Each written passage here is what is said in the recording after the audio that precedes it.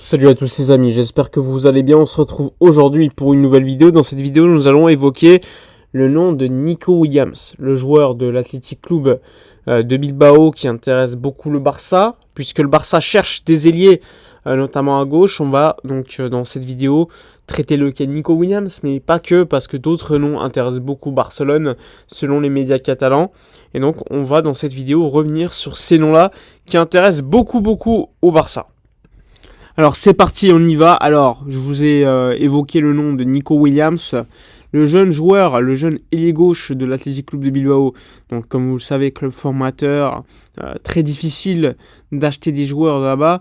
Eh bien, il y a quelques mois, il a signé une prolongation de contrat avec son club formateur, avec une clause libératoire fixée à 50 millions d'euros. Donc une clause qui est quand même assez accessible en termes de prix. Même si évidemment, ça reste une clause libératoire qu'il faut payer, etc. Mais bon, 50 millions d'euros pour un joueur du talent de Nico Williams dans le marché actuel, ça reste quand même plutôt accessible, on va dire. Et donc, selon les médias catalans, c'est le numéro 1 en termes de priorité pour Xavi, mais également pour le club au poste d'ailier gauche, puisque le Barça l'a vite compris aujourd'hui. On a besoin d'un joueur comme Lamine Yamal, mais de l'autre côté, en termes de profil, évidemment. Donc, c'est le joueur qui est quand même de cette génération très jeune, qui a quand même 2-3 saisons déjà dans les pattes en Liga, et qui commence à se faire un nom. Il est également international, on le rappelle, et aujourd'hui c'est probablement un joueur titulaire de la Roja au poste d'ailier gauche. Donc Nico Williams fait partie de cette liste, mais il n'y a pas que lui. Il faut savoir que Xavi, selon les médias catalans, désirerait 2 attaquants lors du prochain mercato. Donc ça va être compliqué parce que la priorité reste quand même le numéro 6. Mais le Diario Sport exprime le fait que le Barça, Xavi, veut un ailier gauche, donc un joueur qui est capable de dribbler, un petit peu le profil de Lamine Yamal comme je vous l'ai dit, mais également un joueur qui peut jouer aux 3 postes de l'attaque. Évidemment, dans ce cas-là, t'en as pas beaucoup sur le marché, mais le joueur qui est sorti, selon les médias, il s'agit de Dani Olmo. D'ailleurs, des réunions auraient déjà eu lieu avec le père et l'agent du joueur, sachant que Xavi désirait ce profil-là également dans le cas où des joueurs en attaque partiraient. Donc on parle évidemment de joueurs comme Ferran Torres, comme Rafinha, comme Lewandowski également, même si le joueur ne veut pas partir. Bref, beaucoup de noms sortent dans la presse afin, on va dire, de justifier, s'il y a à leur départ, l'arrivée d'un joueur comme Dani Olmo. Pour les Lego, je vous ai parlé de Nico Williams, mais il y a également un autre nom qui plaît beaucoup à Xavi. Il s'agit du nom de Kvicha Kvaratskhelia, le joueur du Napoli, qui évidemment, le club en est conscient, coûte beaucoup d'argent, et dans le cas où le prix est très cher, il n'irait pas dessus. Mais en termes de joueur et de profil, il s'agit d'un joueur qui plaît beaucoup à Xavi. On le rappelle, Xavi en est conscient également que le joueur géorgien n'a pas fait une grande saison, contrairement à il y a 2 ans. Mais encore une fois, il fait partie de cette liste des ailiers gauche qui plaisent beaucoup au Barça. On le rappelle, lors du match de Ligue des Champions, il a fait face à Jules Koundé et il avait eu beaucoup de mal face aux défenseurs français lors des 2 matchs. Donc, pour récapituler, Nico Williams, Kvicha Kvaratskhelia comme profil ailier gauche plaisent beaucoup au Barça, sachant que le numéro 1 est Nico Williams. En termes de faisabilité de transfert, le plus probable, c'est Nico Williams, qui selon le Diario Sport se verrait bien à Barcelone, mais n'est pas non plus désespéré à quitter l'Athletic Club de Bilbao, qui reste quand même son club formateur et qui marche plutôt bien, puisque cette saison, ils vont probablement se qualifier pour la Ligue Europa. Mais le Barça est toujours à l'affût avec le fait que la clause libératoire de 50 millions d'euros soit quand même assez accessible pour n'importe quel club qui a un petit peu d'argent. Et ensuite, je vous l'ai dit, Kvicha Kvaratskhelia trop cher, mais qui fait partie de la liste.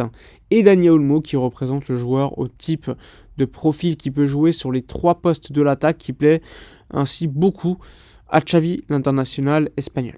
Donc ça, c'était le petit récap au niveau de l'attaque. Hier, je vous ai sorti une vidéo concernant Victor Roque, où le Barça exprimait notamment le fait qu'il ne le voyait pas prêt pour être en équipe première du Barça aujourd'hui et pouvoir jouer en étant compétitif.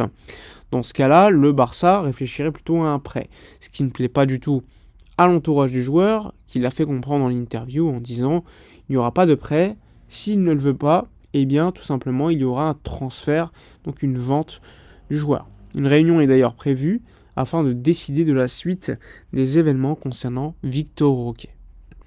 En bref, le mercato, la planification sportive pour l'été prochain commence à se dessiner, même si encore une fois, il y a une différence entre ce que tu peux prévoir et ce qui peut arriver. Puisque dans les prévisions du club, le Barça prévoit une arrivée d'un ailier gauche, d'un numéro 6, soit Zubimendi, soit Kimmich, d'un numéro 8 et d'un latéral en plus. Ce qui fait évidemment beaucoup de joueurs, et pour cela, il compte sur des départs.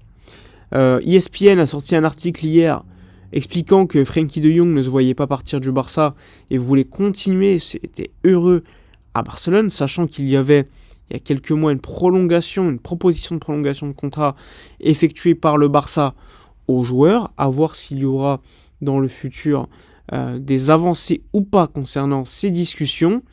Et également le fait que le Barça, rappelez-vous du cas Ronald Araujo, va devoir discuter en fin de saison avec les agents du joueur afin de décider, départ ou pas, prolongation ou pas. En tout cas, pour l'instant, la priorité du Barça et du joueur, c'est de rester. Mais encore une fois, l'économie aujourd'hui prend une place telle que je ne serais pas surpris que dans quelques mois, le joueur uruguayen ait donc l'obligation de quitter le club afin de récolter de l'argent côté Barça pour pouvoir réinvestir sur le mercato. Avec pour rappel le fait que le club a enregistré pas mal de contrats. Donc là aussi à voir. Il y a également des négociations qui ont avancé concernant la prolongation de contrat de Pedri, qui je le rappelle, contrat se termine en 2026.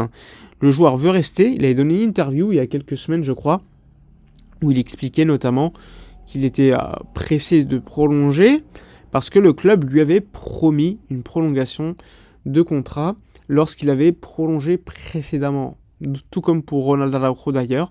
En gros, on leur avait dit, prolongez, vu qu'on a des galères de fair play financier, dans quelques mois ou quelques saisons, on vous reprolongera, mais avec tel ou tel salaire. Maintenant, Pedri attend tout simplement que cette promesse soit donc effective, comme c'était le cas pour Ronald Araujo, qui attend toujours d'ailleurs. Donc voilà pour toutes ces informations mercato, prolongation, etc. À suivre également le dossier Eric Garcia qui fait beaucoup parler, puisque Gérone veut le garder. Oriol Romeu, lui, veut revenir à Gérone. Donc là aussi, il va falloir voir les négociations qu'il peut y avoir, sachant qu'hier, Pere Guardiola, qui est propriétaire de Gérone, enfin investisseur, et frère de Guardiola, était donc en rendez-vous avec Laporta, avec potentiellement des discussions concernant ce sujet-là. Voilà pour la vidéo de la journée. Comme d'habitude, likez, commentez, partagez. Je vous dis à la prochaine et d'ici là, comme d'habitude, portez-vous bien.